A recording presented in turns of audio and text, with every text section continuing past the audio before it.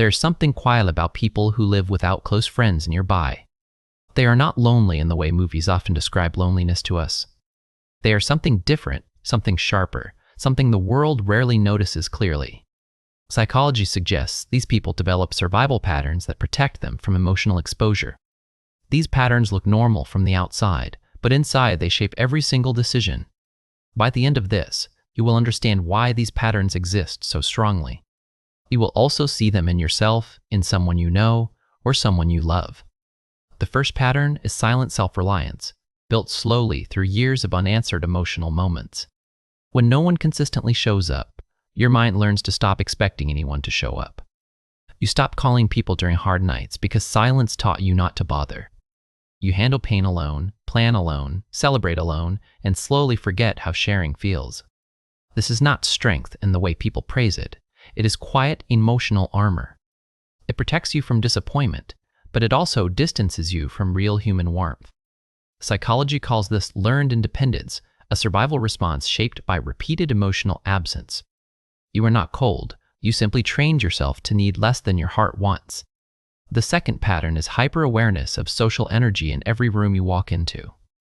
People without close friends learn to read tone, body language, and silence very quickly. You notice who looks tired, who is faking, and who is silently struggling beside you. You feel shifts in conversation before others do, almost like an invisible emotional radar. This skill is beautiful, but it is also heavy because nobody trained you to rest. You scan rooms for safety, not connection, because connection rarely felt safe in the past. This reveals something deeper. Your nervous system learned to protect you before it learned to relax. You are not paranoid. You are simply someone who survived by paying very close attention.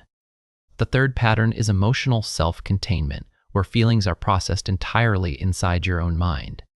You rarely vent, you rarely explain, you rarely ask anyone to sit with your pain. Instead, you replay conversations, analyze moments, and quietly digest emotions without external support. This looks like maturity from outside, but inside it can feel like a slow, invisible weight. Psychology suggests that unspoken emotions do not disappear. They settle into the body very quietly. That is why people without close friends often feel tired without any clear physical reason. Your mind becomes a private room where everything is felt but rarely shared with another person. You are not broken for being this way. You simply adapted to emotional silence around you. The fourth pattern is selective vulnerability, where you open up only in small, controlled, careful moments. You might share something deep with a stranger, a coworker, or someone online late at night. But with people close to you, the walls stay tall, polished, and almost invisible to others. This is not dishonesty. It is protection shaped by past moments where vulnerability felt unsafe. Psychologists call this protective disclosure, a quiet way of testing trust without risking too much. You let people see pieces of you, but rarely the full shape of your inner world. It is not attention you avoid. It is the pain of being misunderstood after being honest. You are not distant. You are simply careful with a heart that has been quietly bruised. The fifth pattern is comfort in solitude, but with a subtle ache underneath the calm surface. You enjoy your own company. You like quiet evenings, slow mornings, and uninterrupted creative thoughts. But sometimes a strange heaviness arrives when you realize nobody truly knows your full daily life. You are not sad about being alone. You are sad about being unseen for so long. This contrast is important. Solitude can feel peaceful and lonely at the same exact moment. Psychology suggests humans need both freedom and belonging, and missing belonging quietly drains your energy. You may not crave crowds, but your nervous system still craves consistent, safe, familiar human presence. You are not antisocial. You are simply someone whose belonging was never properly built around you. The sixth pattern is identity over development, where you become deeply yourself because nobody else shaped you. Without close friends mirroring your personality, you built your identity through reflection, observation, and inner thinking. You know your values, you know your taste, you know your boundaries with surprising clarity inside. But this step can also make connection harder because few people match the world you built. You are not picky. You are precise because you spent years understanding exactly who you are. Psychology suggests strong inner identity often grows in environments where external validation was rarely available. You did not become deep by accident. You became deep because silence forced you to listen inward. This is the hidden gift inside the loneliness, the quiet richness most people never recognize fully. Now, here is something important to understand before going any further into these survival patterns. These behaviors are not flaws. They are not signs that something is wrong with your personality. They are intelligent adaptations your mind built to keep you emotionally safe through unstable seasons. The problem is not the patterns themselves. The problem is when they outlive the danger. When the world becomes safer, your mind sometimes forgets to update its old protective settings. You keep guarding yourself even when nobody is trying to hurt you in that moment. You keep withholding warmth even when warmth is finally being offered to you, gently and openly. This is where awareness becomes powerful. You cannot soften what you do not first clearly see. Here is a practical shift you can begin using starting today, slowly and without rushing yourself. Notice the moment your mind decides to stay silent when it actually wants to speak. That small pause is the doorway. That hesitation is where your old pattern is quietly running. You do not need to share everything. You only need to share something small once. Tell someone a real feeling instead of a polite update about your week or weekend. Say something honest, even if it feels strange leaving your mouth for the very first time. Connection grows from these tiny cracks in the armor, not from dramatic emotional confessions overnight. You do not need many close friends. You only need one safe, slow, steady human bond.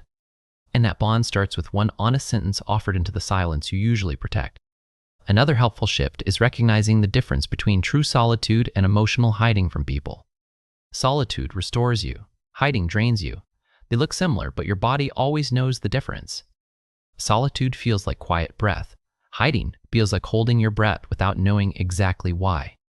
When you start noticing this difference, your choices about people slowly begin to feel clearer. You stop avoiding connection out of habit. You start choosing connection out of awareness instead. This is where survival mode quietly begins transforming into something softer, healthier, and far more sustainable. You are allowed to rebuild trust slowly, in your own timing, without forcing anything to happen. You are allowed to want closeness even after years of pretending you did not need it. The truth is, most people without close friends are not avoiding love. They are avoiding pain. They learned early that closeness sometimes carries the highest emotional cost they ever had to pay. So they became self-sufficient, observant, contained, careful, comfortable alone, and deeply rooted in their identity. These patterns kept them functional. These patterns kept them stable. These patterns kept them quietly intact. But now you get to ask a softer question that nobody asked you before this moment. Not what kept me safe, but what would help me feel actually alive and connected again. That question changes everything. It shifts your direction from surviving towards something gently more open. You begin letting small moments of connection in, without demanding they become anything bigger immediately. A short conversation, a shared laugh, a simple message, a warm look, a quiet, honest exchange. These are the seeds. They will not feel dramatic. They will feel almost too small initially. But your nervous system slowly learns that warmth can exist without danger attached to it. That is the real healing. Not finding crowds, but finding safety inside ordinary human moments. You are not behind in life because your friendships look different from everyone else around you. You are not strange because connection feels slower, heavier, or more careful than it does for others. You are someone who learned to live deeply inside yourself when the outside world stayed quiet. That depth is not a curse. It is a foundation many people never get to build. Now you simply get to add something new on top of it, gently and at your own pace. You get to add chosen connection, real presence, soft trust, and the quiet relief of being seen. If any of this felt familiar, take a slow breath and let yourself sit with that recognition. You are not alone in being this way. Many quiet people carry these exact same survival patterns, and many of them are slowly learning, just like you, that safety and closeness can coexist. If this resonated with you, consider following along for more honest psychology that meets you exactly where you are.